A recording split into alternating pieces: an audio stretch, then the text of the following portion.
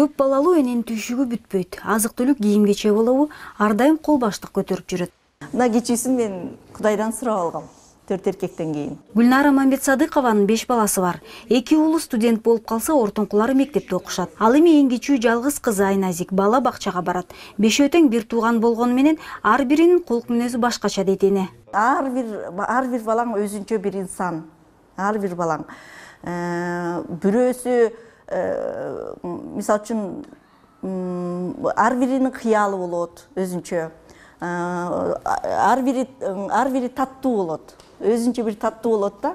Каарманыбыз өзү көп балалуу үй бүлөдө тарбияланган. 8 уул кыздардын ортончусу болгондуктан эни сиңдилерин багып калган. Балдарга болгон мээрими ата-энесинен берилгенин айтат. Бир карапта тарбиялаш керек да. Аны урушуп, тилдеп деле тарбиялай албайбыз. Балдарга жакшы жумшак мамиле, сүйкүмдүү мамиле кылыш керек. Балдардын оюн таба билиш керек, логикасын, психологиясын билиш керек да. Эне деген. Эгерде мурда көп балалуу эне болуу кадимки көрүнүш болсо, бүгүнкү күндө бул чоң эрдик. Орто даражада жашаган үй бүлө уул кыздарынын телегейин тегиз багыш үчүн көп аракет жумшашат. Гүлнара айым сайма сайып улуттук колориттеги заманбап кийим-кечелерди тиксе, жолдошу базарда соода кылат. 5 бала тарбиялаш бүгүнкү күнү чынында кыйын. Мен мына өзүмдүн кичине чакан ишканам бар десем болот да. Элге жумуш берем. Чынында шүгүр, Кудайга шүгүр, акча деле табабыз. Бирок ошол да жетишпейт. Анан зарплатада отурган ата-энелерди мен таң калам, кантип балдарын багып атышат деп. Мыйзамга ылайык балдарга жөлөк пулду үй бүлөлүк бюджети жашоо чегинен аз болгон учурда гана берилет. Бүгүнкү күндө бир адамдын жашоо чегинин көлөмү 4,5 миң сомду түзүүдө. Жогорку кеңештин Өнүгүү партиясынын депутаты Мирлан Бакировдун айтымында, өкмөттүн саясаты үй бүлөнү колдоого багытталган эмес. Чыныгы муктаж, социалдык төлөмгө муктаж үй бүлөлөр калып кетет дагы, тааныш билиш, мындай мүмкүнчүлүгү бар үй бүлөлөр алып аткан жагдайлар бар.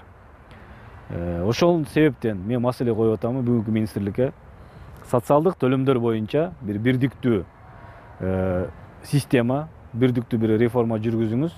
Керек болсо чогуу мыйзамдар иштеп чыгайлы. Нукура социалдык төлөмдөргө муктаж үй бүлөлөрдү аныктап туруп, ошолорго гана бериле турган мындай бир системасын эстептеп чыгайлы деп. Мисалы үчүн студенттерди багып атканга ошонун баарын учет кылыш керек да. Бизде көрсө, эгерде биз контракт төлөсөк балабызга, бизге жардам бергенге болбойт экен. Анткени биз контракт төлөп атабыз, значит колубуздан келет деп коет экен да.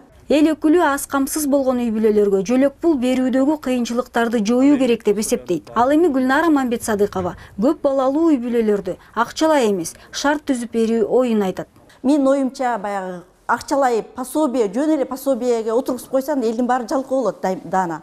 Менин оюмча пособие бербей, даана иштейм, муну жазайм, тигини жазайм деген кол өнөрчүлүк менен мисалы үчүн, же болбосо бир эмгек кылып бирдеме ачам, ишкана ачам дегендерге поддержка эмесе, баягы колдоо кылса, ошондо жакшы болот эле да. Адистердин айтымында Кыргызстанда үй бүлөнү колдоо институту начар өнүккөн. Кошуна Россия, Казакстан мамлекеттерине салыштыра турган болсок, ал жакта үй бүлөдөгү 3-чү ымыркайга акчалай жактан жана башка социалдык жеңилдиктер каралган. Бизде болсо колдоого муктаж болгон аз камсыз үй бүлөлөр да жардам ала албай келишет.